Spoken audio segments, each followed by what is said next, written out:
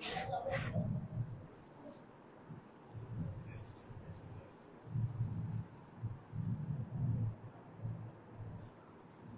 আছে, শুরু করব। বিসমিল্লাহ, ইন্নাল হামদুলিল্লাহ নাহমাদুহু ওয়া নাস্তাইনুহু ওয়া নাস্তাগফিরুহু ওয়া নাউযু বিল্লাহি মিন শুরুরি আনফুসিনা ওয়া মিন সাইয়্যাতি আমালিনা মান ইয়াহদিহিল্লাহু ফালা মুদিল্লা লাহু ওয়া মান ইউদ্লিল ফালা হাদিয়া লাহু ওয়া আশহাদু আল্লা ইলাহা ইল্লাল্লাহু ওয়াহদাহু লা শারীকা লাহু ওয়া আশহাদু আন্না মুহাম্মাদান আবদুহু ওয়া রাসূলুহু।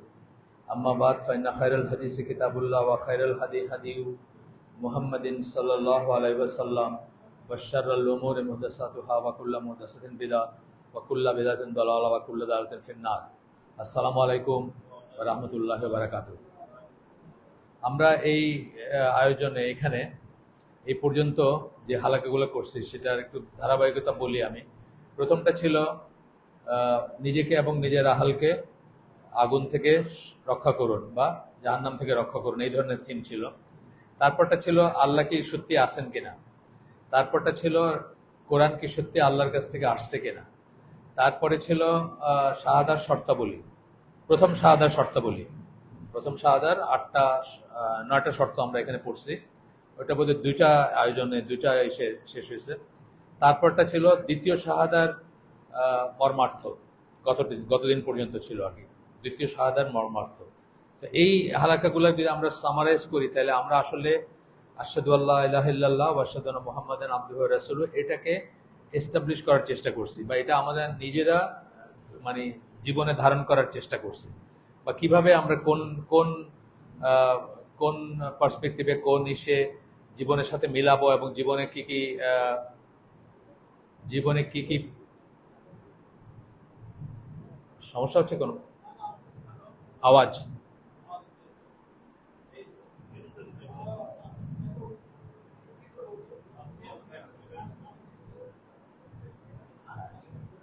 আওয়াজটা ওইখানে হচ্ছে বোধহয়, কাছে নিলে তো আওয়াজ বাড়বে আরো। ওইখানে কিছু হচ্ছে অ্যাম্পলিফায়ারে, আবারও হচ্ছে বোধহয়। আচ্ছা, যাই হোক, তো এই ব্যাপার ছিল যে আপনি ইসলামের প্রথম স্তম্ভ যেটা শাহাদা, সেটার ব্যাপারে আপনি কনভিন্স হবেন, আপনি জীবনে ধারণ করবেন, সেটা কি কি দাবি আপনার কাছে, সেগুলো ইত্যাদি নিয়ে আলোচনা ছিল। তো এই প্রথম শাহাদা জীবনে এস্টাবলিশ হইলে বা আমরা যদি সেটার উপর প্রতিষ্ঠিত হই, তারপরে নেক্সট ইম্পর্টেন্ট জিনিসটা আমরা আজকে শিখবো, সেটা হচ্ছে যে স্কলাররা বলেন যে অজু যখন করেন, আপনি অজু করতে শিখেন, কিন্তু অ্যাট দ্য সেম টাইম আপনার জানতে হবে যে অজু কিসে ভঙ্গ হয় সেটাও জানতে হবে। অজু যখন করেন আপনি পবিত্র হইলেন, আপনি যদি না জানেন যে কিসে অজু ভঙ্গ হয়, তাহলে আপনি হয়তো অজু করে বাসাতে বাইরেছেন, আপনার অজু নষ্ট হয়ে গেছে, তারপরে আপনি সারাদিন বাইরে থাকলেন, সালাত আদায় করলেন, কিন্তু আপনার কোনো সালাত হইল না। এবং অজু ছাড়া তো মসজিদুল হারামেও নামাজ পড়লে কোনো লাভ নেই, বা কোথাও দুনিয়ার। একইভাবে ইমান আনাটা আমরা জানলাম যে এইভাবে ইমান আনবো, বা ইমান মানে শাহাদার উপর নিজেদেরকে প্রতিষ্ঠিত করব, কিন্তু সেই ইমান কিসে ভঙ্গ হয় সেটাও জানাটা খুব ইম্পর্টেন্ট। আমরা এই দেশে বড় হয়েছে, আমরা এই জিনিসগুলো কোনোদিন শিখি নাই। আমরা দিন শিখা বলতে আমরা নামাজ রোজা বুঝছি সবসময়, নামাজ রোজা কিভাবে করতে হয় শিখছি। আমার কথা বলতেছি, আপনাদেরও হয়তো অনেকের সেই এক্সপিরিয়েন্স, ছোটবেলায় বাবা হুজুর রেখে দিচ্ছেন, তার কাছে আমরা কোরআন পড়তে শিখছি, অজু শিখছি, নামাজ শিখছি, এবং এইটাকেই দিন মনে করছি। এবং এইটা নিয়ে খুব কমপ্লেসেন্ট ছিলাম, পরিতৃপ্ত ছিলাম যে আমরা তো মুসলিম, আমাদের দিন শিখছি, দিনের উপরে আসি বা ইমানের উপর আসি ইত্যাদি। তো এখন সেই জন্য খুব ইম্পর্টেন্ট হচ্ছে যে কিসে ইমান নষ্ট হয় সেগুলা শেখা। যেভাবে বললাম যে অজু করতে যেভাবে শিখবেন, অজু কিভাবে নষ্ট হয় সেটাও জানা উচিত। একইভাবে ইমান যখন আনলেন, ইমান কিসে নষ্ট হয় সেটাও জানা উচিত। কারণ এমনও হইতে পারে আপনি একসাথে ইমানে এবং মানে ইমানবিহীন অবস্থায় থাকতে পারেন না, হয় আপনার ইমান আছে, না হয় আপনার ইমান নাই। ঠিক যেভাবে আপনি একসাথে অজুতে এবং অপবিত্রতায় থাকতে পারেন না, হয় আপনার অজু আছে, না হলে আপনার অজু নাই। ইমানের ব্যাপারগুলো সেরকম যে হয় আপনার ইমান আছে, না হলে নাই। তো এখন এমন যদি হয় যে আপনার বয়স এখন ধরেন 60, কিন্তু 30 বছর আগে আপনার ইমান নষ্ট হয়ে গেছে, কিন্তু আপনি জানেনই না, তাহলে পরিণতিটা খুব ভয়াবহ হতে পারে। এই জন্য আমরা ইমান বিনষ্টকারী বিষয়গুলো শিখবো। এই ইমান বিনষ্টকারী বিষয় অনেক আছে, কিন্তু তার ভিতরে স্কলাররা মেজর গুলাকে স্টেবুলেট করেন। ইউজুয়ালি আপনারা দেখবেন আব্দুল আজিজ বিন বাজ সহ অনেকের লেখালেখি আছে এটার উপরে, তারা 10টা করেন, 10টা পয়েন্ট অ্যাড্রেস করেন।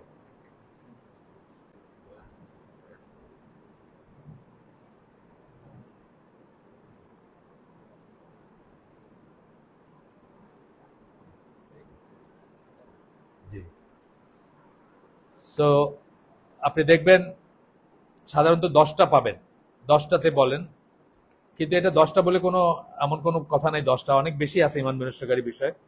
মেজর গুলাকে অ্যাড্রেস করা হয়। এখন মেজর গুলার ভিতরে আমাদের দেশে বই আছে, আমাদের এখানে 20টা করে বই করছেন, সেরকম আছে। আমরা পড়বো 12টা, আমরা যে লেখাতে পড়বো সেটা 12টা। এটা একদিনে শেষ হবে না, এটা 3টা জুমার খুতবা ধরে এটা চলছে। সেখান থেকে আমরা হয়তো 2টা সেশনে শেষ করার চেষ্টা করব।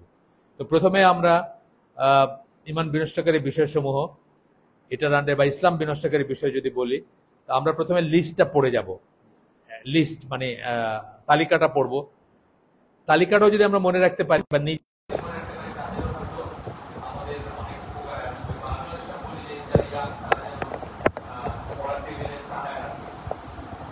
পড়ার টেবিলের পাশে যেন টানায় রাখেন। তো এটা বন্ধ করে দিচ্ছেন নাকি? এখন চলবে? আছে। আমি বললাম যে গাড়ির, বাংলাদেশ সহ সারা দুনিয়ার গাড়ির ড্রাইভারদের প্রতি খুব অবিচার করা হয়। যে কোনো গাড়িতে দেখবেন প্যাসেঞ্জাররা খুব বাতাস পাইতেছে, কিন্তু ড্রাইভার কোনো বাতাস পায় না। তা আপনারা সবাই বাতাসে বসে থাকবেন আর আমার জন্য ফ্যান বন্ধ করে দিবেন, এটা ঠিক না আর কি। না বুঝছি, সাইডেরটাই বরং আমার খুব একটা দরকার নাই, যদি থাকে থাকলো, কিন্তু এটা তো থাকবে ইনশাআল্লাহ। আসেন আমরা 12টা পয়েন্ট আগে জেনে নেই। 12টা পয়েন্টের পরে আমরা বিস্তারিত ইস্যু শিখবো, মানে বিস্তারিত মানে ব্যাখ্যাগুলো শিখবো বা এক্সপ্লেনেশনগুলো দেখবো। কিন্তু 12টা পয়েন্ট আমরা প্রথমে জেনে নেই। আমি ইয়াং জেনারেশনকে বলি যে 12টা ওই পড়ার টেবিলের পাশে টানায় রাখতে এবং মাঝে মাঝে চেক করে দেখতে যে এটার কোনোটা আমাদের ঘটে যাচ্ছে কিনা। আচ্ছা, এর ভিতরে হচ্ছে প্রথমটা হচ্ছে কোনো ফর্মের শিরক, বড় শিরকে লিপ্ত হওয়া। হ্যাঁ, বড় শিরক বললাম, এগুলো এক্সপ্লেন করবো আমি। বড় শিরক কেন বললাম, ছোট শিরক বড় শিরক তফাৎ বলবো। 2 নম্বর হচ্ছে আপনার এবং আল্লাহর মাঝখানে কোনো মধ্যস্থতাকারী যদি আসে, মনে করেন আপনি এজেন্সি, কোনো আপনার এবং আল্লাহর মাঝখানে কোনো এজেন্সি আছে, কারো মাধ্যমে আপনি আল্লাহর কাছে যাবেন, এটা যদি আপনি মনে করেন বা আল্লাহর নৈকট্য লাভ করবেন, আপনার ঈমান নষ্ট হয়ে যাবে। 3 নম্বর হচ্ছে কাফেরদেরকে কাফের মনে না করা, মানে যারা ডিক্লেয়ার্ড কাফের বা এস্টাবলিশ কাফের, যেমন ইহুদি, খ্রিস্টান, হিন্দু, মুশরিক যারা আছে, আরো যারা বৌদ্ধ টৌদ্ধ, এদেরকে কাফের মনে করতে হবে। এদেরকে কাফের নাম মনে না করলে আপনার ঈমান নষ্ট হয়ে যাবে। কাফেরদেরকে কাফের, অনেকে আমাদের দেশে বা অন্যত্র খুব উদার মন, তারা বলেন যে ওরা ওদের মতো ঠিক আছে, আমরা আমাদের মতো ঠিক আছি। না, এটা ঠিক, ওরা ঠিক নাই, ওদেরকে কাফের মনে করতে হবে। 3টা গেল। 4 নাম্বারটা হচ্ছে আল্লাহ রসুল সাল্লাল্লাহু আলাইহি ওয়াসাল্লাম যা নিয়ে আসছিলেন, অর্থাৎ যে জীবন ব্যবস্থা নিয়ে আসছিলেন, শরিয়া বলেন, ওয়ে অফ লাইফ বলেন, জীবন ব্যবস্থা বলেন, তার চেয়ে বেটার কোনো জীবন ব্যবস্থা আছে এটা যদি বিশ্বাস করেন, আপনার ঈমান নষ্ট হয়ে যাবে। তার চেয়ে বেটার বা সেটা রিপ্লেস করতে পারে এরকম কোনো জীবন ব্যবস্থা, একটা হলো বেটার বললাম, তার চেয়ে বেটার, তার চেয়ে ভালো, আর একটা হলো এটাকে রিপ্লেস করতে পারে, মানে ওইটার জায়গায় এটা মানলেও চলবে, এটা যদি মনে করেন আপনার ঈমান নষ্ট হয়ে যাবে। এখানে ধরেন ক্যাপিটালিজম, সোশ্যালিজম, কমিউনিজম, ডেমোক্রেসি সবকিছুই আসবে এটার ভিতরে। যে কোনো জীবন ব্যবস্থাকে যদি মনে করেন যে আল্লাহ রসুলের জীবন ব্যবস্থা আমাদের জন্য নিয়ে আসছিলেন, তার চেয়ে বেটার বা সেটাকে রিপ্লেস করতে পারে, আপনার ঈমান নষ্ট হয়ে যাবে। 5 নাম্বার হচ্ছে দিনের কোনো একটা অবিচ্ছেদ্য অংশকে যদি আপনি ঘৃণা করেন, মানে ধরেন ফর এক্সাম্পল দাড়ি অথবা পর্দা, মেয়েদের পর্দা, মানে এই ধরনের যে কোনো কিছু হইতে পারে, এমনকি আপনি যদি নিজে সেটা করেনও, তাহলেও আপনার ঈমান নষ্ট হয়ে যাবে। অনেক সময় দেখা যায় মানুষ একটা জিনিসকে ঘৃণা করে কিন্তু বাধ্য হয়ে সেটা করে। বাপ বলছে যে আমি কোটি টাকার মালিক, তুমি আমার একমাত্র ছেলে, কিন্তু তুমি যদি নামাজ না পড়ো আমি তোমার ত্যায্য করে এটা ওয়াকফ করে দিয়ে চলে যাব সম্পত্তি। এখন বাপের মৃত্যু পর্যন্ত স্টপ গ্যাপ মেজার হিসেবে ছেলের নামাজে যায় আর আসে। তার মানে কি, সে নামাজে ঘৃণা করে কিন্তু সে নিজে করতেছে কোনো অন্য কোনো কারণবশত, তাহলে আপনার ঈমান নষ্ট হয়ে যাবে। মানে এটা আমরা এক্সপ্লেনেশনে যাবো পরে, বাট জাস্ট বলে রাখলাম আর কি একটু। 6 নাম্বার হচ্ছে যে দিনের কোনো অবিচ্ছেদ্য অংশকে নিয়ে হাসি ঠাট্টা করা, যে কোনো কিছু হইতে পারে, এটাও আবার দাড়ি হইতে পারে, পর্দা হইতে পারে, আবার অন্য কোনো জিনিস হইতে পারে। দিনের কিছু নিয়ে হাসি ঠাট্টা, টিটকারি মারা বা এটা নিয়ে বিদ্রুপ করা। 7 নাম্বার হচ্ছে কোনো ধরনের তন্ত্র মন্ত্র জাদুটোনাতে লিপ্ত হওয়া, নিজে করা বা কারো কাছে করানোর জন্য যাওয়া, দুইটাতেই আপনার ইমান নষ্ট হয়ে যাবে। নিজে করলেও যাবে, আপনি যদি এগুলাকে মানে হিসাবে নেন যে এগুলোর মাধ্যমে আপনি কিছু অ্যাচিভ করবেন। অনেক মানুষ আছে এগুলো করে, কিন্তু টুকটাক করতে মানুষের কাছে যায় বা তাবিজ নেয় বা বান মারার জন্য অথবা কারো অনিষ্ট করার জন্য এসব করে, আপনার ইমান নষ্ট হয়ে যাবে। এটার ভিতরে 7 নাম্বারটার সাথে আরেকটা আছে যে ভবিষ্যৎ গণনা করা, সেটাতেও আপনার ইমান নষ্ট হয়ে যাবে। আপনি যদি বলেন আপনি ভবিষ্যৎ জানেন, আপনি কারো রাশি, কারো হাত দেখা, কারো জন্ম তারিখ ইত্যাদি ক্যালকুলেট করে তারে পাথর দিবেন, তারে আংটি দিবেন। আমাদের বহু বহু ভালো ভালো মুসলমানের হাতে দেয় যে 5টা আংটি, 1টা 2টা না 5টা, মানে এগুলাতে তার এই ভাগ্য চেঞ্জ হয়, এগুলো তার রিজেক্ট বাড়বে। এইসব জিনিস মনে করলে বা এইসব করলে ইমান নষ্ট হয়ে যাবে। আমরা ডিটেলসে যাব পরে। এরপরে হচ্ছে কাফেরদেরকে যদি মুসলমানের এগেন্সে সাহায্য করেন, কোথাও একটা কনফ্লিক্ট বা কোনো একটা ব্যাপারে, আপনি ধরেন এখন ইসরায়েল আর প্যালেস্টাইনে যা চলতেছে, আপনি ইসরায়েলের পক্ষ নিলেন বা ইসরায়েলকে সাহায্য করলেন, আপনার ইমান নষ্ট হয়ে যাবে বা আপনি ইসলাম থেকে বাইরে হয়ে যাবেন, আপনি আর মানে মুসলিম থাকবেন না।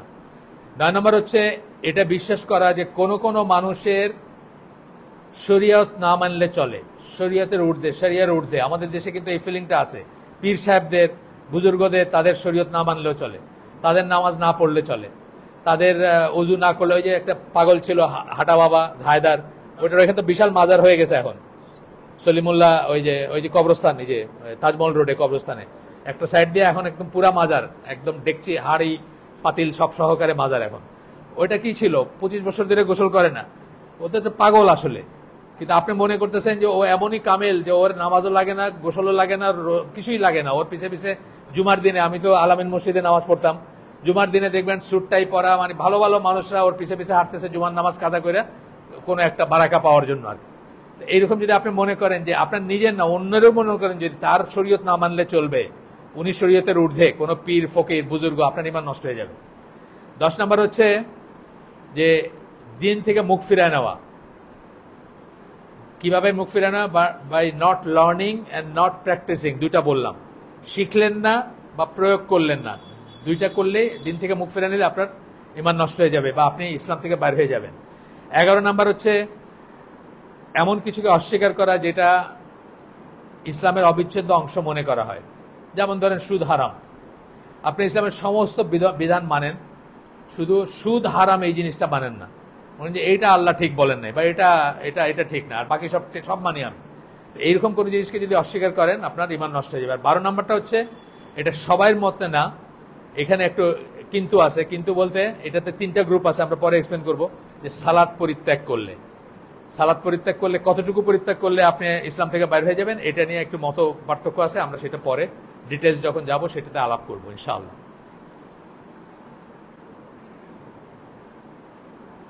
এটা হচ্ছে লিস্টটা, 12টার লিস্ট বললাম আমি। এখন আমরা এক্সপ্লেনেশনে যাব। প্রথমটা কি বলছি? কোন রকমের বড় শিরকে লিপ্ত হওয়া। বড় শির কেন বললাম? শিরকের ভিতর কিছু আছে বড় শির, কিছু আছে ছোট শির।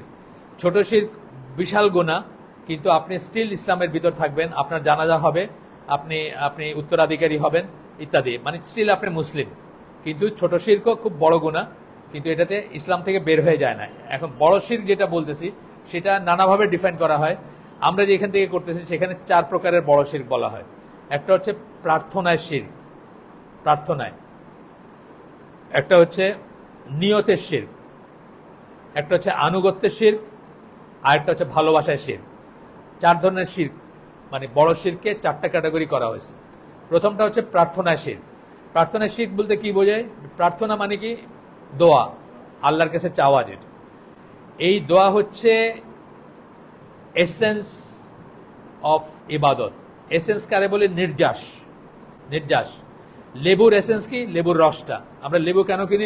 লেবুর রসের জন্য কিনি। কিন্তু তেমনি ইবাদতের নির্যাস হচ্ছে দোয়া। আমরা কার কাছে চাই? যে দিতে পারে তার কাছে চাই। কে দিতে পারেন? একমাত্র আল্লাহ দিতে পারেন। আলটিমেটলি আমি আপনাকে বলতে পারি যে এক গ্লাস পানি দেন, ঠিক আছে, এটা নাজায়েজ বলতেছি না আমি, কিন্তু সকল দেওয়ার মূল উৎস কোথায়? আল্লাহ, তাই না? একমাত্র আল্লাহ দিতে পারেন। এই জন্য আমরা কি বলি? ইয়াকা নাবুদু ওয়া ইয়াকা নাস্তাইন। আমরা কেবল তোমার কাছে চাই। চাওয়া বলতে এই ধরনের চাওয়াগুলা, সন্তান চাওয়া, বাড়ি চাওয়া, গাড়ি চাওয়া, জাহান্নামের আগুন থেকে মুক্তি চাওয়া, একটা সুন্দরী বউ চাওয়া, এনিথিং, যে কোনো কিছু হইতে পারে। কার কাছে চাবো? শুধুমাত্র আল্লাহর কাছে চাবো। এই চাওয়াটা যদি অন্য কারোর প্রতি ডিরেক্টেড হয় তাহলে আপনার ঈমান নষ্ট হয়ে যাবে। বহু মানুষ আছে বাংলাদেশে এবং অন্যত্র যারা খাজা বাবা, অমুক বাবা, হাটা বাবা, দেওয়ানবাগি বাবা, রাজারবাগি বাবা, এদের কাছে জিনিস মানে এইসব জিনিস চায়, সন্তান চায়, অর্থ চায়, প্রতিপত্তি চায়, মনের শান্তি চায়, আর অনেক কিছু চায়। তো এই চাওয়া যদি আপনার আল্লাহ ছাড়া আর কোনো কারো দিকে মানে সম্পৃক্ত হয়, আপনার ঈমান নষ্ট হয়ে যাবে। আমি নিজে পড়ছি, আটরশির পীর, তার কোনো মুরিদ জার্মানিতে, হামবুর্গে বোধহয় ওই উল্টা রাস্তায় বোধহয় গাড়ি উঠাই দিয়েছে বা এই ধরনের কিছু, নিশ্চিত মৃত্যুর সামনে, মানে ভুল করে করছে আর তখন নাকি তার মানে হাত পা কিছু ব্রেনও কাজ করতেছে না, সে তখন বাবার কথা চিন্তা করছে আর সব মুশকিল আসান হয়ে গেছে। এইটা হইলো মানে একদম সেই শিরকের একটা মানে যে শিরকের কথা আমরা বললাম সেটার একটা প্রকৃষ্ট উদাহরণ।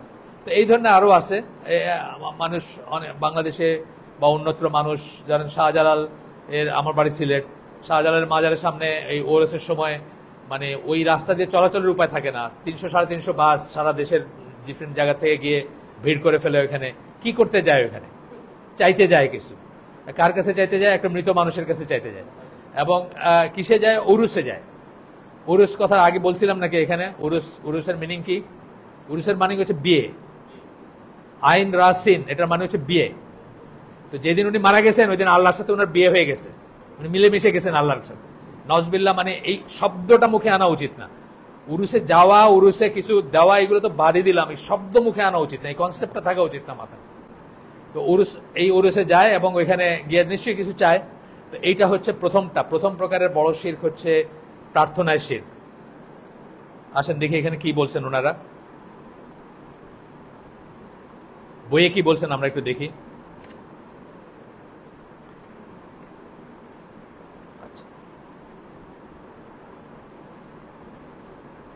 এখানে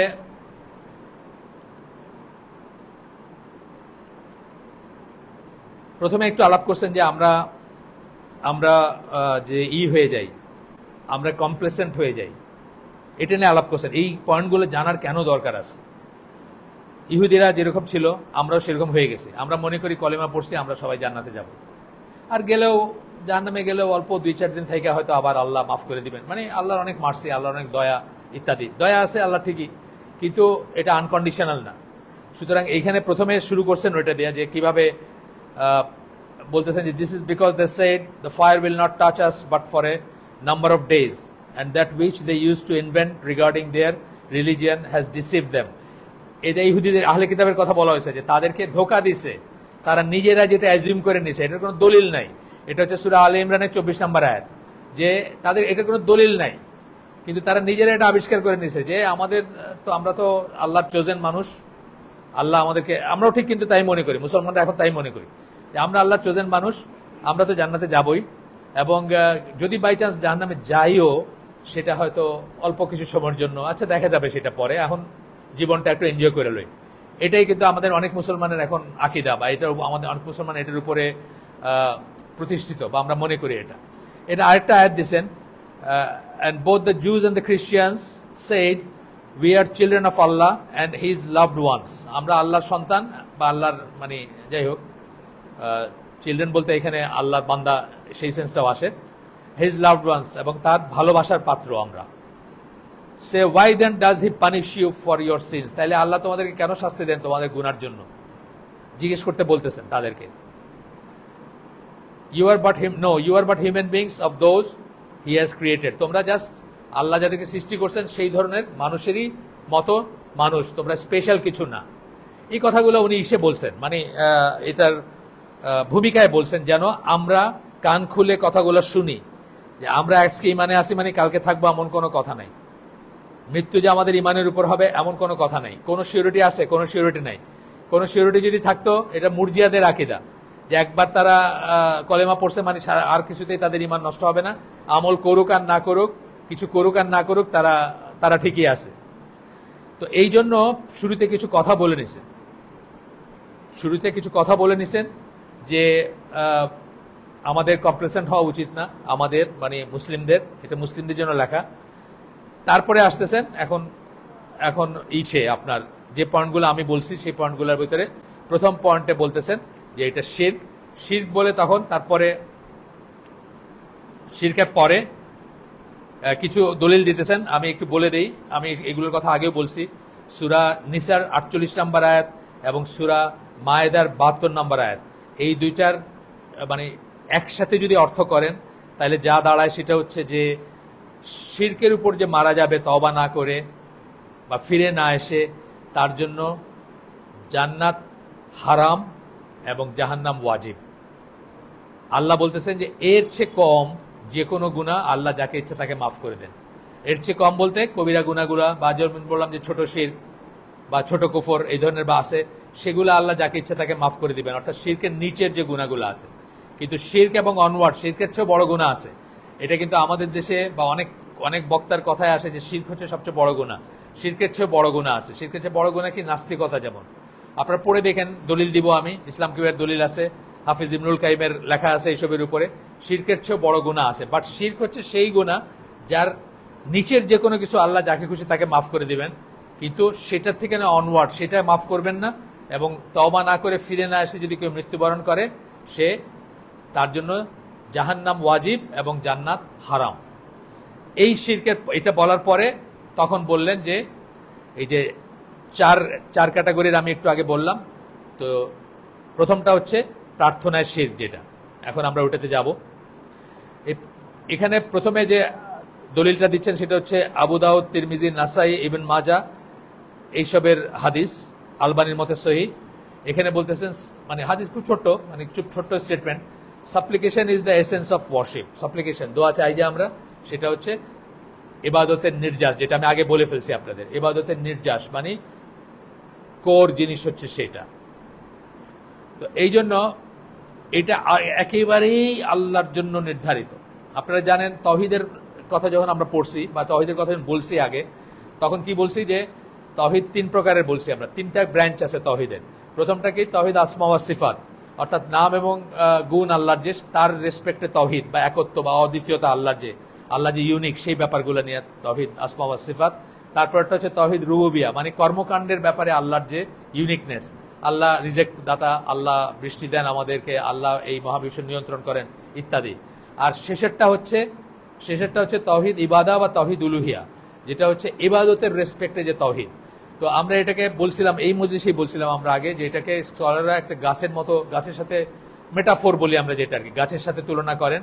যে একটা গাছের রুট যেভাবে মানে মাটিতেই থাকে, শুরু মানে নিচের থেকে যখন গাছটা উঠে, তো সেটা হচ্ছে তাওহীদ আসমা ওয়া সিফাত।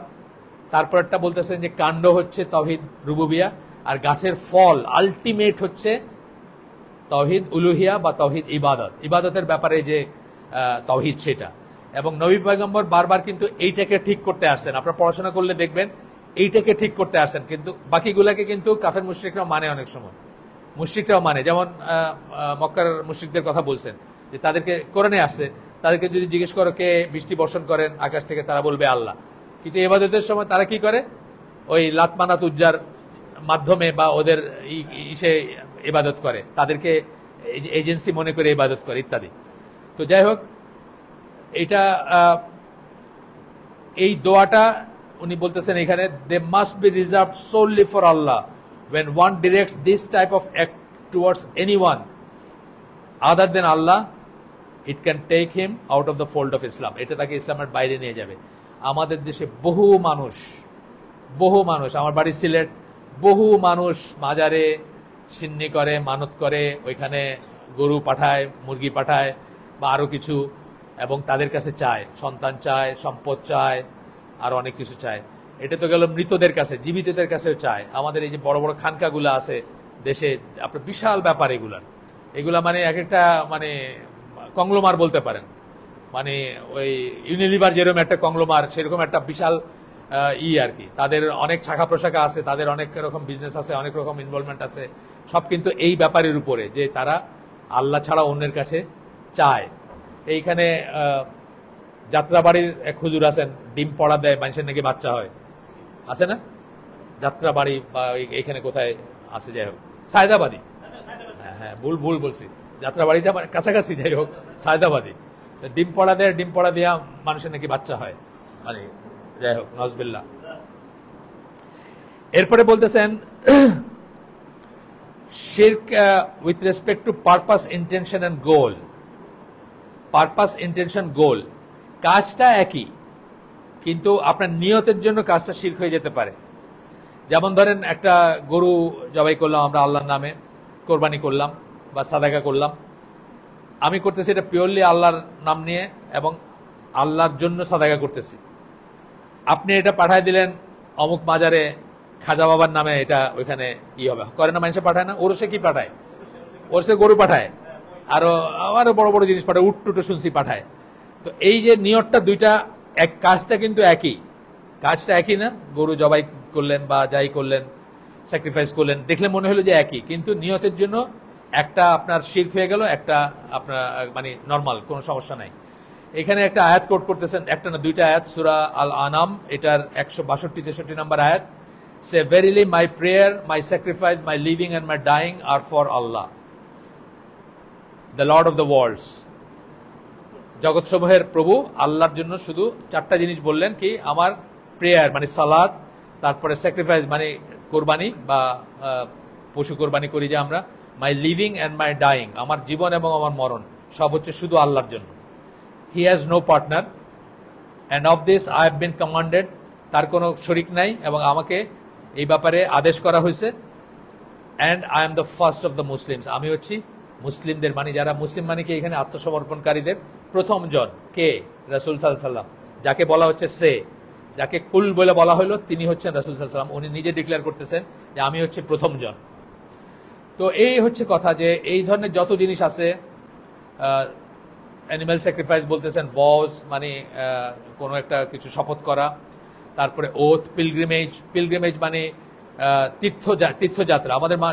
আমাদের দেশে বহু মানুষ আজমিরে যায় না, দোয়া টোয়া চায়া যায় না, দোয়া করে না আজমিরে গেলাম, পেপারে উঠে উনি আজমির শরীফ জিয়ারতের জন্য রওনা হয়েছেন, সময়ের অভাবে মানুষের সাথে, বন্ধু বান্ধবের সাথে বিদায় নিতে পারেন নাই, সবাই তার জন্য দোয়া করবেন যেন উনি কামিয়াব হয়ে ফিরে আসেন। পিলগ্রিমেজ, পিলগ্রিমেজ আপনারা জানেন যে তীর্থস্থান বলি আমরা, যেটা আমাদের তীর্থস্থান কটা, মাত্র 3টা। আমরা নিয়ত করে বাড়ির থেকে মাত্র 3টা জায়গার উদ্দেশ্যে জার্নি করতে পারি, মসজিদুল হারাম, মসজিদ নববী, মসজিদুল আকসা। এর বাইরে আমাদের কোনো তীর্থস্থান নাই। এই ইস্তেমার মাঠে গেলে অনেক মাল্টিপ্লাইড সওয়াব হবে, এটা কিন্তু আমরা বলতে পারি না, এই টোকেনে পারি না আমরা, এই টোকেনে আমরা পারি না, এই কারণে পারি না, কারণ আমরা তখন কি করলাম, আরেকটা জায়গাতে বিশেষায়িত করলাম, যে জায়গাতে বিশেষায়িত করার কোনো দলিল নাই, ঠিক না ব্যাপারটা? তাই তো করলাম আমরা, ওইখানে গেলে এটা হবে, ওইখানে গেলে এটা হবে, এগুলো বোঝার ব্যাপার আছে। এই নিয়তের জন্য কিন্তু চেঞ্জ হয়ে যাবে।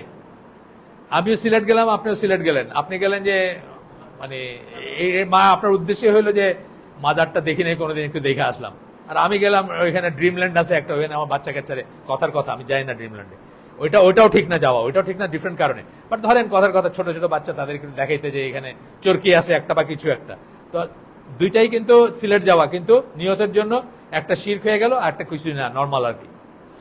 যাই হোক, এটা আমাদের বোঝার ব্যাপার আছে, আমরা আমাদের নিয়ত সঠিক করব। এই মরক্কোতে, আলজেরিয়াতে, ইজিপ্টে তওয়াফ করে রীতিমতো, আপনার কবরে গিয়া মানে ওই মারাবুত বলে ওরা, আমরা যেদেরকে দরবেশ বলি ওরা বলে মারাবুত, তো ওইগুলাতে তওয়াফ করে, এমনকি মানে সাইড ওয়াইজ রোল করতে করতে, কি বলেন আপনারা, ওই মানে শরীর দিয়ে রোল করে আর কি, রোল করতে করতে তওয়াফ করে, মানে ফিজিক্যালি হাইটা না, শরীর দিয়ে মানে এক সাইড দিয়ে রোল করে না, আমরা কি বলেন ওটাকে, হ্যাঁ হ্যাঁ, ওইটা করতে করতে তওয়াফ করে। অনেক রকমের ব্যাপার আছে নর্থ আফ্রিকার ওই দেশগুলোতে, ওই আলজেরিয়া, মরক্কো, ইজিপ্ট, লিবিয়া, এগুলাতে ছিল বা আছে, ইজিপ্টে তো এখনো আছে, আলজেরিয়াতেও আছে, মরক্কোতেও আছে, লিবিয়ার কথা আমি জানি না খুব ভালো, কিন্তু ওগুলোতে আছে। আচ্ছা, এরপরে বলতেছেন আরেকটা আয়াত কোট করতেছেন, আরেকটা ইসের কথা বলছেন, আরেক প্রকার শিরকের কথা বলছেন, এখানে নিয়তের শিরকের ব্যাপারে আরেক প্রকার শিরকের কথা বলছেন, নিয়তের ভিতরে আর কি, সাব মানে সাবসেকশন যদি বলি আমরা। এখানে হাফিজ ইবনুল কাইমের দিচ্ছেন যে এটাকে উনি এই আয়াত দিয়ে উনি বলেন যে এটাও এক ধরনের শিরক বা এটাও এক ধরনের নিয়তের শিরক। This is when one's entire life and purpose has no relation to Allah whatsoever. আপনার লাইফ এবং আপনার পারপাস, আপনি জীবনটা এবং আপনার জীবনের উদ্দেশ্য হলো এই দুনিয়াতে বেশি কামাই করবেন, নিয়ত আমিও উপার্জন করি আপনিও করেন, কিন্তু আপনারটা হইলো শুধুমাত্র এই দুনিয়াতে ভোগ সুখ করার জন্য, আর আমারটা হইলো বেঁচে থাকার জন্য, যেন আমি আল্লাহর ইবাদত করতে পারি। বাইশে না থাকলে তো ইবাদত করতে পারবো না। খাইতে না পারলে অন্ন, বস্ত্র, বাসস্থান লাগবে না, এই তিনটা বেসিক লাগবে। এই তিনটা ছাড়া তো আমি ইবাদত করতে পারবো না। আমি সেটার জন্য উপার্জন করি, আর আপনি উপার্জন করেন এইখানে নগদ যা পাও হাত পেতে নাও, বাকির খাতায় শূন্য থাক, মানে জীবনটা এনজয় করে লো এখানে, এই জন্য করেন। তো এইখানে বলতেছেন this is when one's entire life and purpose has no relation to Allah whatsoever, from the time he gets up in the morning, সকালে ঘুম থেকে ওঠার পরে, to the time he goes to bed at night, রাত্রে ঘুমাইতে যাওয়ার আগে পর্যন্ত, his sole purpose, goal and reason for being is not to please Allah. তার উদ্দেশ্য, জীবনের উদ্দেশ্য আল্লাহকে সন্তুষ্ট করা না, but simply for the sake of this world, মানে এই দুনিয়াতেই এনজয় করা। এখানে যে দলিলটা দিতেছেন সূরা হুদের 15-16 নম্বর আয়াত, whosoever desired the life of this world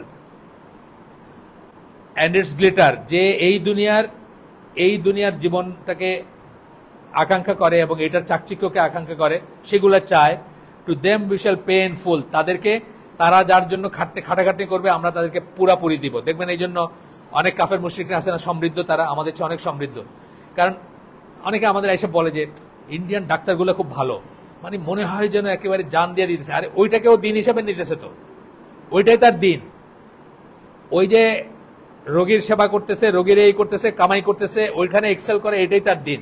আমি বলতেছি না সেই জন্য যে আমরা অবহেলা করবো, সেটা কিন্তু বলতেছি না, কিন্তু আমাদের সাথে তাদের একটা বেসিক ডিফারেন্স আছে। আমরা সবই করব, কিন্তু আলটিমেটলি আমাদের সবকিছুর পিছনে কি থাকবে, যে আমরা আল্লাহর সন্তুষ্টি চাই। যেমন আমি আপনাদেরকে একটা গল্প বলছি, এখানে বলছি আগে বা অন্যদেরও বলছি, মোহাম্মদ আসাদ যখন মুসলিম হন নাই, তখনও হওয়ার কথা চিন্তা করতেছেন, উনি সিরিয়ায় গেছেন। সিরিয়ায় দেখতেছেন একটা লোক দুপুরে 12টার সময় দোকান বন্ধ করে ফেলতেছে। তো উনি জিজ্ঞেস করছেন যে তুমি কি আর খুলবা না? বলে না, আমার আজকের জন্য হয়ে গেছে। আজকের জন্য হয়ে গেছে মানে এখন কি করবা? বলে এখন আমি আল্লাহর পথে সময় ব্যয় করবো, মানে ইবাদত করবো বা ওই ধরনের কিছু করব, মানে আল্লাহর কাজ করব, দিনের কাজ করব। এইটা হচ্ছে আমাদের, কিন্তু আর ওদের হচ্ছে কি ওইটাকেই ঈদ হইরা তারা মানে আরো পারফেক্ট, আরো এক্সেল করবে, আরো কিভাবে মানে ওইটাতে সমৃদ্ধি লাভ করবে সেটারই করে। যাই হোক, তার মানে এটা না একজন মুসলমান কিন্তু সব জিনিস ভালোভাবে করবে, এটাতে কিন্তু কোনো বলতেছি না আমি, সেটাতে কিন্তু অবহেলা বলতেছি না আমি, কিন্তু এইটাই তার জীবনের সোল পারপাস হবে না। যেমন আমরা এখানে বলছি, আগে আবার বলতেছি, ইহসানের অনেক কটা ডেফিনেশন আছে। ইহসান কি? হায়েস্টই ইসলামের, যারা একজন মুসলমানের হায়েস্ট পজিশন, মর্যাদার জায়গা ইহসান। প্রথমে ইসলাম, যে ইসলাম পালন করে তাকে কি বলি? মুসলিম। তারপরে ইমান, ওটা যে পরিপূর্ণরূপে ধারণ করে তাকে কি বলি? মুমিন। আর তারপরে হচ্ছে ইহসান, তাকে কি বলি আমরা? মুহসিন। তো মুহসিনের একটা ডেফিনেশন হচ্ছে যে, বা ইহসানের একটা ডেফিনেশন হচ্ছে doing things beautifully for the sake of Allah. প্রত্যেকটা জিনিস আমি সুন্দর করে করব আল্লাহর ওয়াস্তে, আর কাউকে ইমপ্রেস করার জন্য না। ইভেন আমি যখন একটা গরু জবাই করতেছি, আমি পারফেক্ট ওয়েতে করব, যেভাবে আল্লাহ বলছেন, যেভাবে রসুল বলছেন। ধারালো একটা ছুরি দিয়ে করব, এমন না যে ভোতা একটা ছুরি দিয়ে করলাম, অর্ধেকের পরে গরু উঠে দৌড় দিল, বুঝছেন না? প্রত্যেকটা জিনিস হয়তো কাজটা একটা ইটসেলফ, একটা গরু কাটা ইটসেলফ কোনো একটা মহৎ কাজ আমি বলতেছি না যে খুব একটা মানে খুব পারফেকশনের কোনো কাজ, তা না। কিন্তু এটাও আমি আল্লাহর কথা চিন্তা করে সুন্দর করে করব, ছোট থেকে ছোট, বড় থেকে বড়। সেটাতে ধরেন আমরা ময়লা ফেললাম, এখানে সেখানে ফেললাম, সব জায়গায় উঠায় নিয়ে বিনে ফেললাম, এইসব জিনিস সবকিছু কাউন্ট করবে সেখানে। তো এটা বলতেছি আমি, যে আপনারা মনে করেন না আমি আপনাদের ডিসকারেজ করতেছি কাজে ভালো হতে, তা কিন্তু করতেছি না। কিন্তু এইটাকেই ইন ইট সেলফ জীবনের একটা উদ্দেশ্য করে নেওয়া, এইটাই আপনার জীবনের মেইন উদ্দেশ্য, আর কিছু নাই। সেটা যেন আমরা না হই। একটা ডাক্তার হয়, একটা ভালো ইঞ্জিনিয়ার হয়, এইটাই আমার জীবনের সবটুকু, সেটা আমাদের কিছু না। সেটা হচ্ছে মিনস, এন্ড না আমাদের। সেটার মাধ্যমে আমরা হয়তো জীবিকা উপার্জন করব, আমরা হয়তো মানুষের সেবা করব, আমরা হয়তো আল্লাহর জন্য ভালো কাজ করব, কিন্তু এটা আমাদের এন্ড না। আমাদের এন্ড কি? আল্লাহর সন্তুষ্টি এবং জান্নাতে যাওয়া, সেটা হচ্ছে আমাদের এন্ড। তো এখানে বলতেছেন যে আমরা তাদেরকে ফুল, আল্লাহ বলতেছেন we shall pay in full the wages of that deeds therein, যা যা করবে এটার জন্য তাদেরকে পুরাপুরি বেতন দেওয়া হবে আর কি, বা যেটা বিনিময় সেটা দেওয়া হবে। and they will have no diminution therein, এটাতে কোনো কমতি হবে না। They are those for whom there is nothing in the hereafter, কিন্তু এরাই হচ্ছে তারা যাদের জন্য আখিরাতে কিচ্ছু থাকবে না। এবং বহু মুসলমান কিন্তু আমরা এই ক্যাটাগরিতে পড়বো। আমরা যেন না পড়ি, আমরা দোয়া করি, আল্লাহর কাছে চাই, কিন্তু বহু মুসলমানও কিন্তু আমরা এই ক্যাটাগরিতে পড়ে যেতে পারি, যারা জীবনের মেইন পারপাস শুধু এইখানেই চাই। দোয়া করতে গেলে খালি গাড়ি বাড়ি সম্পত্তি চাই, কখনো মানে আগুন থেকে বাঁচার দোয়া করি না, কখনো তওবা করি না, কখনো ইস্তেগফার করি না, মানে শুধুমাত্র দুনিয়াই চাই। আমি মাঝে মাঝে চিন্তা করি, আমি অনেক সময় আপনাদেরও বলতেছি, আপনারা করতে পারেন এটা, আমি অনেক সময় দেখি যে একটা ইয়াং ছেলে মসজিদে খুব চোখ টোক বুঝা বা খুব করে দোয়া চাইতেছে। আমি বলি, আল্লাহ ওর সব নেক দোয়া তুমি কবুল করো, নেক দোয়া সব কবুল করো, এর ভিতরে সবকিছু চলে আসলো, মানে সব ভালো দোয়াগুলো কবুল করো, আল্লাহর কাছে যেটা ভালো সেটা। কিন্তু মোটামুটি ভাবে আপনি ধরে নিতে পারেন যে 99% বা 99.9% কেসে সে দুনিয়াই চাইতেছে, সে চাকরি চাইতেছে, ওই যার সাথে প্রেম করছে তারে যেন বিয়ে করতে পারে এটা চাইতেছে, এইরকম জিনিসই চাইতেছে মোর অর লেস। হ্যাঁ, দুনিয়াই চাইতেছে। তারপরে আমি বলি যে তার যেটা ভালো দোয়া, যেটা আল্লাহর কাছে ভালো সেটা আল্লাহ কবুল করুন, যেটা আল্লাহর কাছে ভালো না সেটার ব্যাপারে আমার কোনো সুপারিশ নাই তার ব্যাপারে। আচ্ছা, এরপরে বলতেছেন there are those for whom there is nothing, sorry they are those, এরাই হচ্ছে তারা, for whom there is nothing in the hereafter, আখিরাতে কিচ্ছু নাই তাদের জন্য, বাট ফায়ার, আগুন ছাড়া, জাহান্নাম ছাড়া। And vain are the deeds that did therein, এবং যা কিছু করছে সব গোল্লায় গেল, সব ড্রেনে গেল, যা কিছু এখানে মেহনত করছে। And of no effect is that which they use to do, এবং তাদের যা করতো তা কোনো কাজে লাগবে না। এর চেয়েও আরো স্পেসিফিক্যালি আছে, যেখানে আল্লাহ বিশ্বাসীদের অ্যাড্রেস করে বলতেছে, সূরা বাকারার আয়াত, যেখানে এই যে রব্বানা আতিনা ফিদ দুনিয়া হাসানাতাও এটা শিখাই দিচ্ছেন, তার আশেপাশেই আছে। আল্লাহ বলতেছেন যে যারা শুধু দুনিয়া চাবে, আখিরাতে তাদের জন্য কিছু থাকবে না। বিশ্বাসীদের বলতেছেন, এখানে তো বিশ্বাসীদের কথা না, এটা তো মানে মানুষের কথা বলা হয়েছে, কিন্তু বিশ্বাসীদের কথা বলতেছেন, বিশ্বাসীদের অ্যাড্রেস করতেছেন, সেটা সূরা বাকারার ওই জায়গায়। আচ্ছা, এখন কথা হলো যে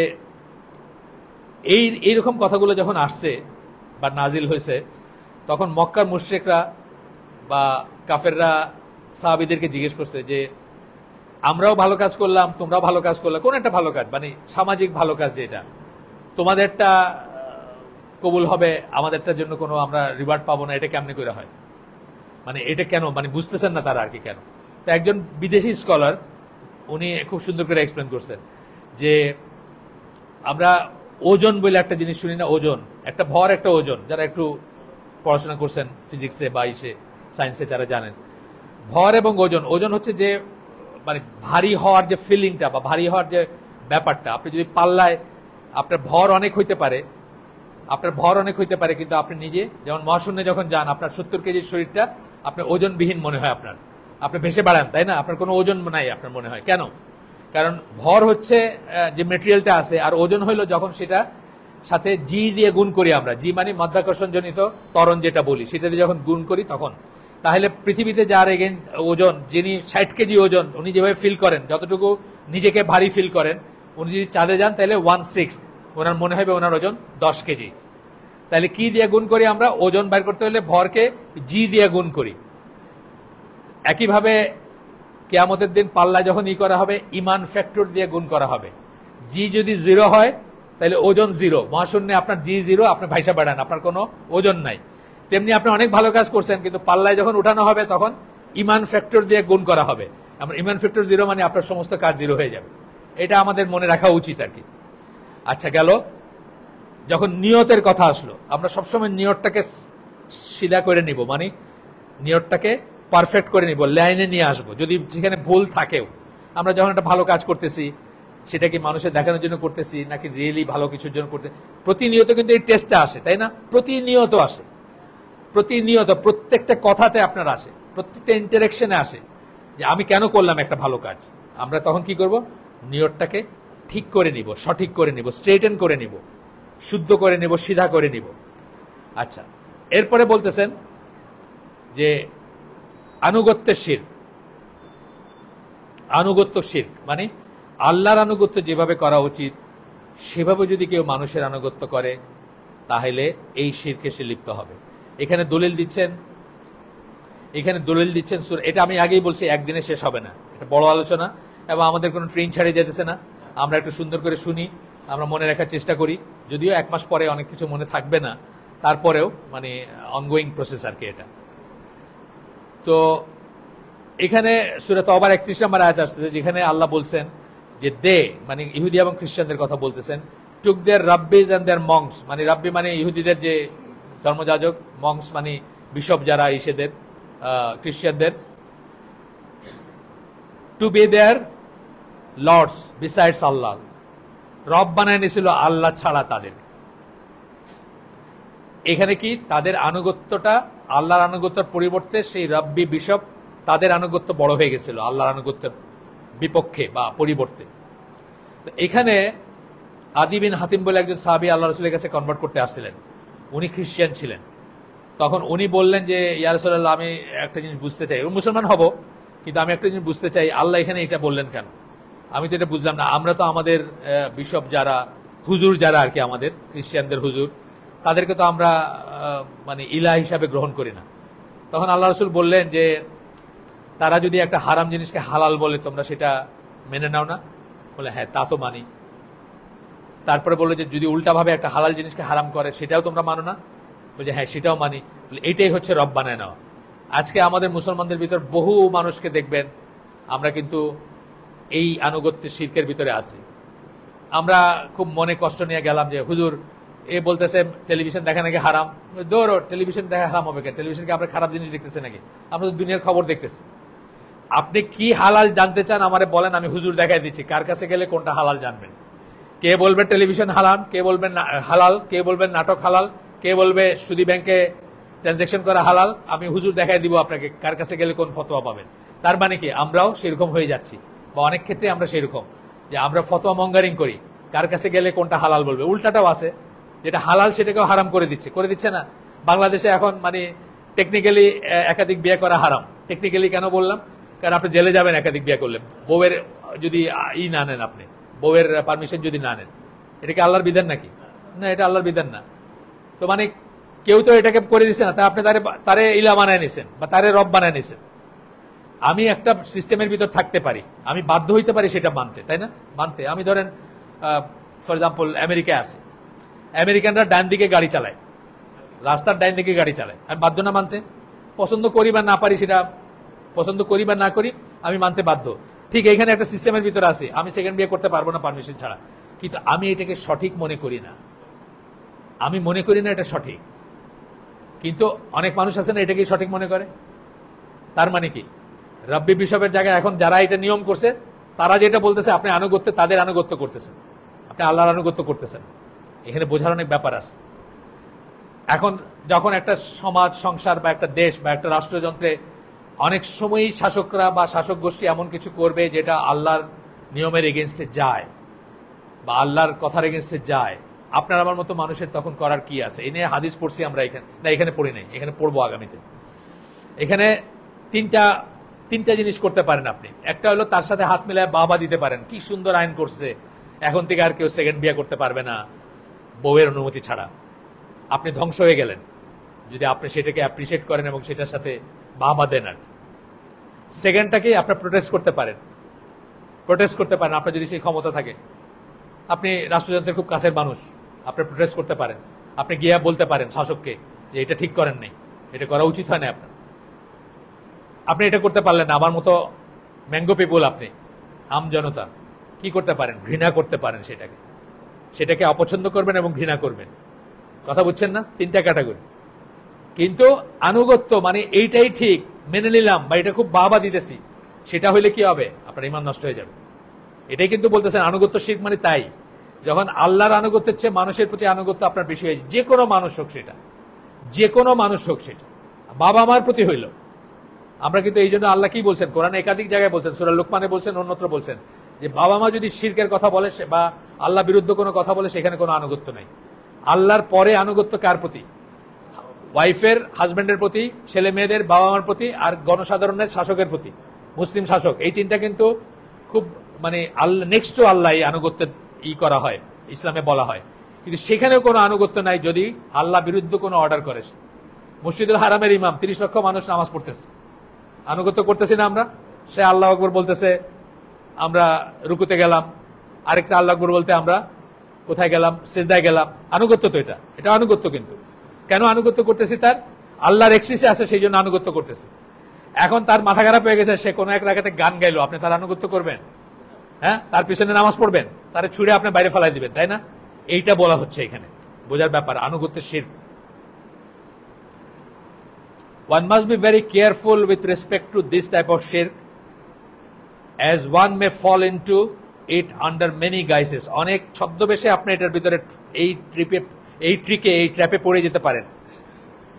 If anyone believes that his imam or shaykh has the right to declare permissible what Allah has forbidden, কেউ যদি মনে করে তার ইমাম বা তার শায়েখের এই রাইটটা আছে কোনো কিছুকে হালাল বলে ডিক্লেয়ার করে যেটা আল্লাহ নিষেধ করছেন, তাইলে সে এই প্রকারের শিরকে লিপ্ত হবে এবং ইসলাম থেকে বাইরে হয়ে যাবে। ইউকেতে অনেক সুফি সেক্ট আছে যারা বলে যে কারো কারোর জন্য মদ খাওয়াটা কোনো সমস্যা না, কামিল ইনসান কামিল, খাস আবার খাস অফ দ্য খাস আছে। তো তাদের সুফি শায়েখ জনি ওয়াকার হুইস্কি খাইতেছে, অন্যরা বলতেছে আমাদের জন্য এটা হারাম কিন্তু ওনার জন্য এটা ঠিক আছে। এই কথা যে মনে করবে তার ঈমান নষ্ট হয়ে যাবে। Then he has taken imam or shaykh as a partner with Allah, as that is a right that belongs only to Allah.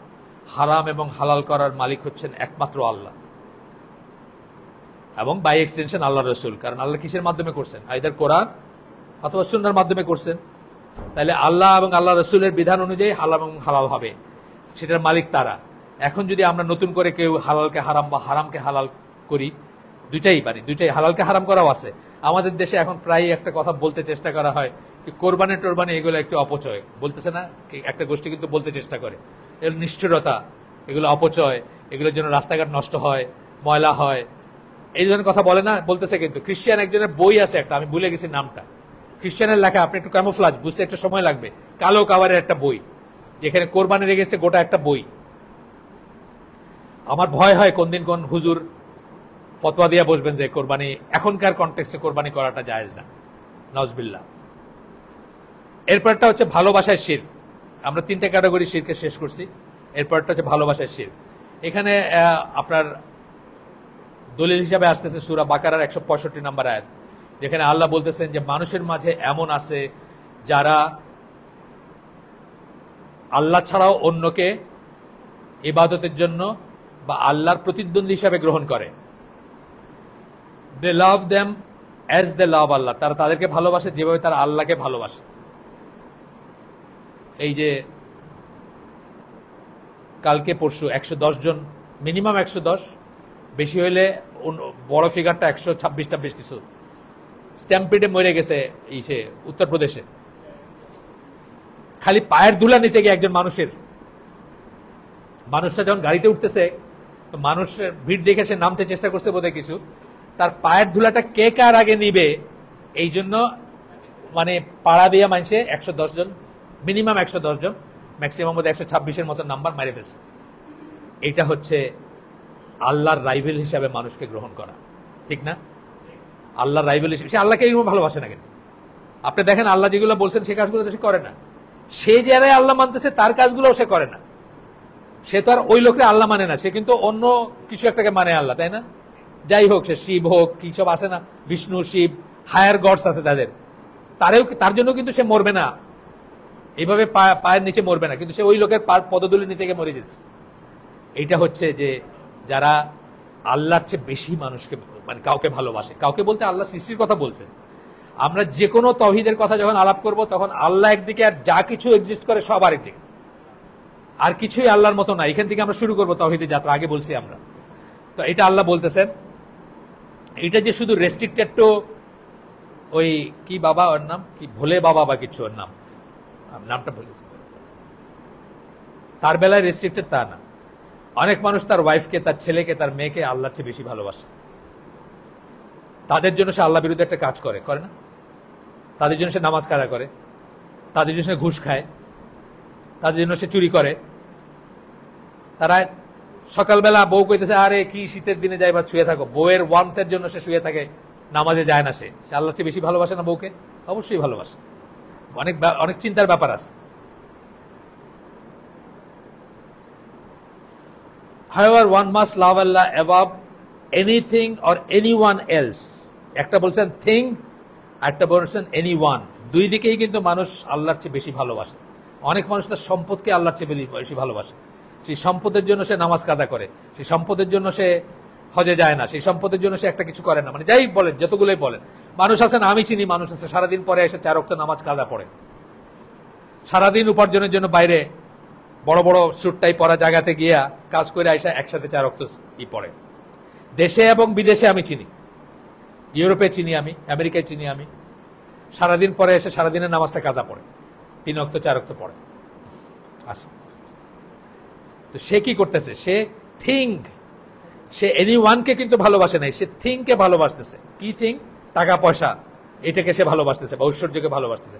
আর কেউ সামওয়ানকে ভালোবাসে। এই যে বললাম, ওই বাবার পায়ে গিয়া মরে গেছে, অথবা ওয়াইফ, অথবা ছেলে, অথবা মেয়ে, তাদের জন্য সে একটা উচিত কাজ করতে পারে না, তাদের জন্য সে একটা ফরজ কাজ করতে পারে না, একটা হারাম কাজ নিষেধ করতে পারে না। তাদের স্নেহে, তাদের প্রতি তার স্নেহটা এমনই হয় যে সে সেটা নিষেধ করতে পারে না। তার চোখের সামনে ঘটতেছে, কিন্তু সে সেটার সাথে হাত মিলায়। চিন্তার ব্যাপার আছে।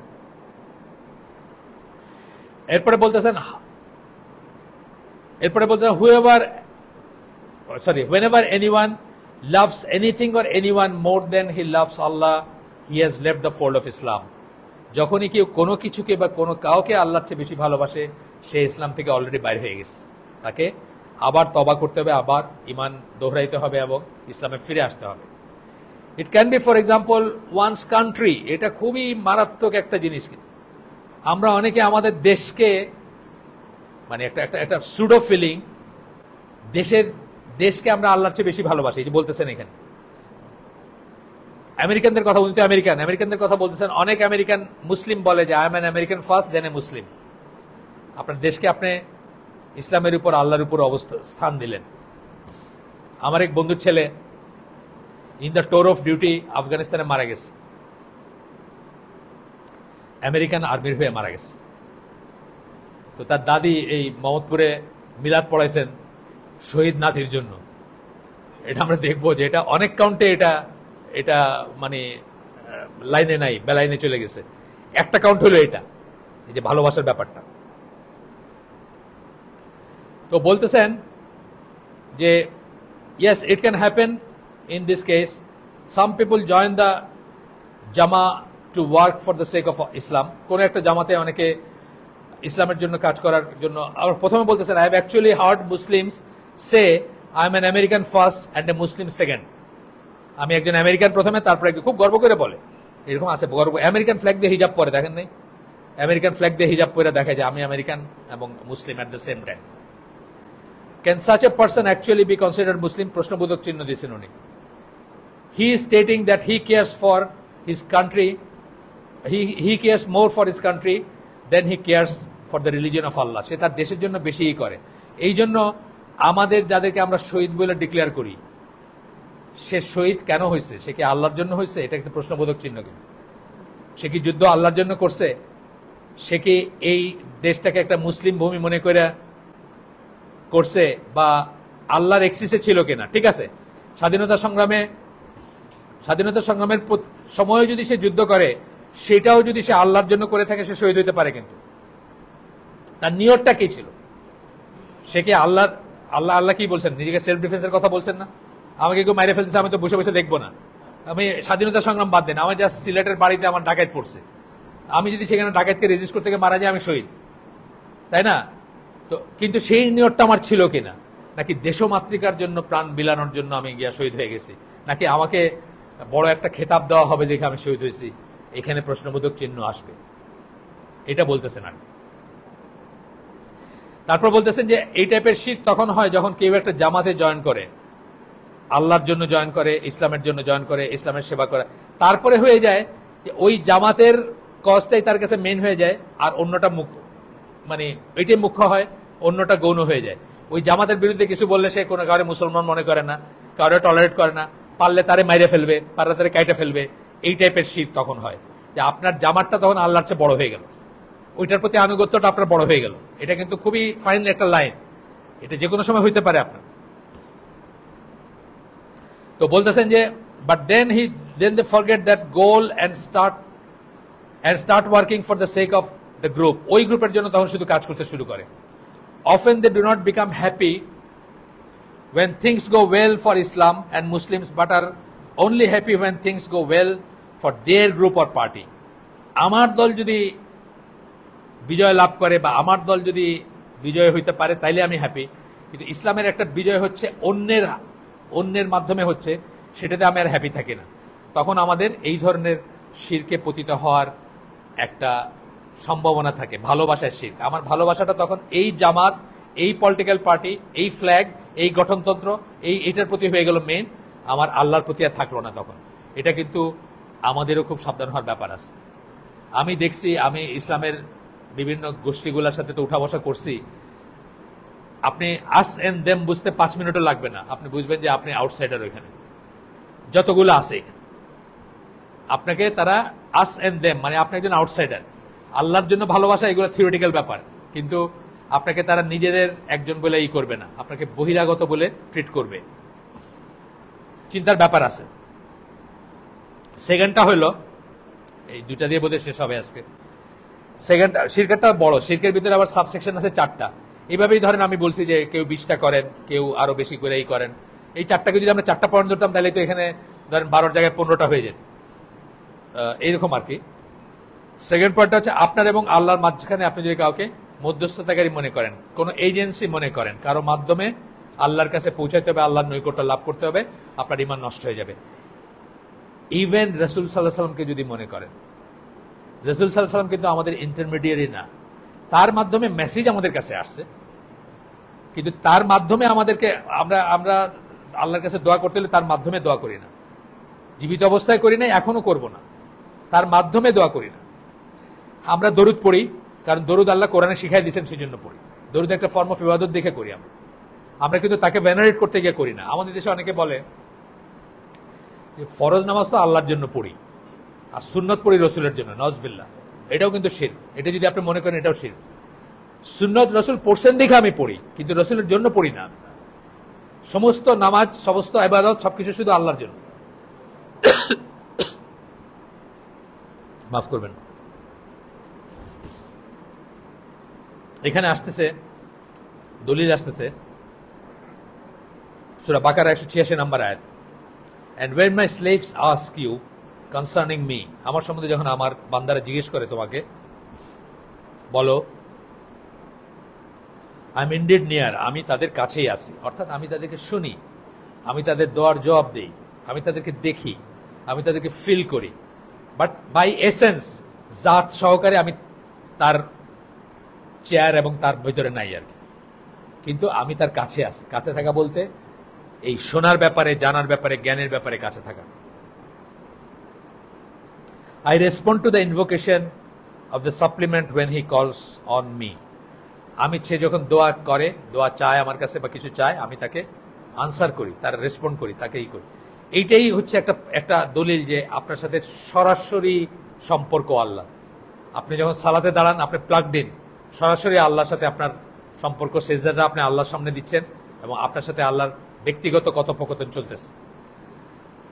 এখানে অনেকে যারা পীর ফকিরের পন্থী, তারা অনেক সময় একটা ফ্যালাসিয়াস কথা বলে যে আপনি প্রাইম মিনিস্টারের কাছে যদি যান, আপনি কি সরাসরি গিয়ে দেখা করতে পারেন? পারেন না। আপনাকে পয়লা গেটে করতে হবে, তারপরে ভিতরে যাবেন, লাস্ট স্টেপে কি আপনার পিএস বা প্রাইভেট সেক্রেটারি যে আছে তার কাছে আপনার নামটা দিলেন, একটা চিট দিলেন, ওটা ভিতরে গেল, প্রাইম মিনিস্টার দেখলেন, দেখে বলেন আচ্ছা ঠিক আছে 10 নম্বর সিরিয়াল এনে পাঠাও, তখন আপনি যাবেন। আমরা ওইভাবে ধরি, মানে যাদের আল্লাহর সাথে কানেকশন আছে তাদেরকে ধরি। প্রথম কথা হলো প্রাইম মিনিস্টার আল্লাহ এক না, প্রথম বুঝের কথা। এই বইটার এই 5টা প্রাইম মিনিস্টার দেখেন, কিন্তু এই 5টা কি আছে প্রাইম মিনিস্টার দেখেন না, তাকে আল্লাহ সেই ক্ষমতা দেন নাই, তাই না? সুতরাং ওই কিউবিকেলে বৈশা উনি তার বাইরে কে আছে, কি নিয়তে আসছে, এগুলো উনি জানেন না। সুতরাং ওনাকে জানতে হয় কি নিয়তে আসতেছে, কি করবে, পকেটে কিছু আছে কিনা, অস্ত্র আছে কিনা, আমার কোনো ক্ষতি করবে কিনা, সব জানতে হয়। আল্লাহ সেটা জানার দরকার নাই, কারণ আল্লাহ আপনি চাওয়ার, আপনাকে সৃষ্টি করার 50,000 বছর আগে জানেন যে আপনি এই সময় আল্লাহর কাছে এই জিনিসটা চাবেন। সুতরাং আল্লাহর জন্য কোনো মধ্যস্থতাকারী কোনো ব্যাপার নাই। মধ্যস্থতাকারীর ব্যাপার হচ্ছে অক্ষমদের জন্য, যাদের সেই সর্বময় ক্ষমতা নাই তাদের জন্য দরকার। তাদের কাছে যাওয়ার জন্য নানা রকম ফ্যাক্টর থাকতে পারে, নানা রকম মানে ডিসিপ্লিনারি ব্যাপার থাকতে পারে, সিকিউরিটি কনসার্ন থাকতে পারে। তো আল্লাহর ব্যাপারে এগুলো অ্যাপ্লিকেবল না। সুতরাং এই ফ্যালাসিয়াস কথাটা কখনো নিবেন না, এবং মনে রাখবেন যে আল্লাহ এবং আপনার ভিতরে কোনো ইন্টারমিডিয়েট থাকার কোনো নাই। এখানে ছোট্ট কিছু কথা না বললেই নয়। ওয়াসিলা ধরা বলে একটা কথা আছে প্রচলিত আমাদের সমাজে। এই কথাটা আছে তাওয়াসসুল থেকে, আল্লাহর নৈকট্য লাভ করার ইসের থেকে। 3টা মাত্র ওয়াসিলা ধরা যায়, জায়েজ। একটা হচ্ছে আল্লাহর নাম সিফাতের ওয়াসিলা। আল্লাহ, আপনি বলছেন আপনি রহমান, আপনি রহিম, আমি আজকে বড় বিপদের ভিতরে আছি, আপনার এই নামের ওয়াসিলায় আপনি আমাকে মাফ করে দেন বা আমাকে উদ্ধার করেন। 2 নম্বরটা হচ্ছে নিজের কোনো সৎ কাজ যেটা আপনি মনে করেন আল্লাহ কবুল করছেন, সেটার ওয়াসিলায় আপনি আল্লাহর কাছে চাইতে পারেন। আল্লাহ, আমি অমুক দিন অমুক কাজটা কেবলমাত্র আপনার জন্য করছিলাম, আপনাকে সন্তুষ্ট করার জন্য, এবং আমি বিশ্বাস করি আমার এই কাজটা আপনি কবুল করছেন, আমার খালিস নিয়ত ছিল বা ইত্যাদি। আজকে আমি বড় বিপদে আছি, আপনি সেটার ওসিলা আমাকে এই বিপদ থেকে উদ্ধার করেন। এই ওয়াসিলা ধরা জায়েজ আছে। আর 3 নম্বরটা হচ্ছে জীবিত কোনো ব্যক্তি, নাও এন্ড হিয়ার, যদি আপনি মনে করেন যে তার আমল খুব ভালো, তার তাকওয়া খুব ভালো লেভেলের, তাকে আপনি বলতে পারেন যে আপনি আমাদের জন্য দোয়া করেন বা আমার জন্য দোয়া করেন, এটা বলতে পারেন। তাছাড়া এমনকি রাসূল সাল্লাল্লাহু আলাইহি ওয়াসাল্লামের ওসিলা ধরাও জায়েজ না। আমাদের দেশের বহু মানুষ হজ করতে, ওমরা করতে মসজিদ নববীতে যায় এবং রীতিমতো আল্লাহ রাসূলের কাছে লিস্ট ধরায় দেয়, মানে কি কি দরকার তাদের। এগুলো শিয়াদের থেকে আসছে। শিয়াদের কোম নগরীতে একটা কুয়া আছে, তো ওরা যখন কিছু করবে, ওই মেয়ের বিয়ে হইতেছে না, তো একটা চিঠি লেখা ওইখানে ফালায় দেয়। তো ওদের হিডেন ইমাম, যিনি পরবর্তীতে আসবেন মাহদি হিসাবে, উনি নাকি ওগুলো পড়েন, পড়ে প্রবলেম সলভ করেন। তা আমরা ওইখান থেকে নিচ্ছি আর কি। যে এর বাইরে যে কোনো উসিলা আমাদের জন্য নাজায়েজ। তবে হ্যাঁ, কিয়ামতের দিন শাফায়াত করবেন রাসূল, এই কথা কিন্তু ঠিক, এটা ডিফারেন্ট জিনিস। শাফায়াত করার আগে আল্লাহর পারমিশন লাগবে। উনি আল্লাহর পারমিশন লাভ করতে হবে, উনি আল্লাহর পারমিশন পাইতে হবে যে ঠিক আছে আপনি এখন শাফায়াত করেন। আর কার ব্যাপারে করবেন তার ব্যাপারে পারমিশন লাগবে। ধরেন ডিক্লেয়ার জাহান্নামী যারা, ওনার চাচা বা ইব্রাহিম আলাইহিস সালামের বাবা, তার ব্যাপারে কিন্তু শাফায়াত খাটবে না। শাফায়াত কার ব্যাপারে করবেন সেটার ব্যাপারে আল্লাহর পারমিশন লাগবে। আমি বলি অনেক সময় যে ধরেন আপনি পরীক্ষা দিয়েছেন 30 পাইছেন, আমরা সে সময় 33 ছিল পাস মার্ক, তো 3 মার্ক গ্রেস দেওয়া যেতে পারে, কিন্তু আপনি পাইছেন 3, তখন তো আর গ্রেস নাই কোনো। এটা বুঝতে হবে। তো ওসিলা সম্বন্ধে আমাদের একটু ক্লিয়ার থাকা দরকার। ওসিলার নামে কিন্তু আমাদের দেশে নানা রকমের শিরক এবং কুফরের আয়োজন আছে বা ইমান বিনষ্টকারী বিষয় আছে। আমরা আমাদের আয়োজন আজকে শেষ করে দিব। আমরা 12টা পয়েন্টের অ্যাকচুয়ালি 2টা পয়েন্টই করছি মাত্র, কিন্তু সবকটার লেন্থ এক না। শিরকারটা একটু বড় ছিল, ওর ভিতরে আবার 4টা সাবসেকশন ছিল। সুবহানাকা আল্লাহুম্মা ওয়া বিহামদিকা আশহাদু আল্লা ইলাহা ইল্লা আনতা আস্তাগফিরুকা ওয়া আতুবু ইলাইক। আমরা যা শুনলাম তার ভিতরে ভালো কিছু শুনে থাকলে সমস্ত প্রশংসা আল্লাহর, আলহামদুলিল্লাহ। খারাপ কিছু শুনে থাকলে সমস্ত ব্যর্থতা আমার এবং সেটা শয়তানের তরফ থেকে। আল্লাহ আমাদেরকে তৌফিক দেন আমরা যা ভালো শুনলাম তার উপর আমল করার। আসসালামু আলাইকুম ওয়া রাহমাতুল্লাহি ওয়া বারাকাতুহু।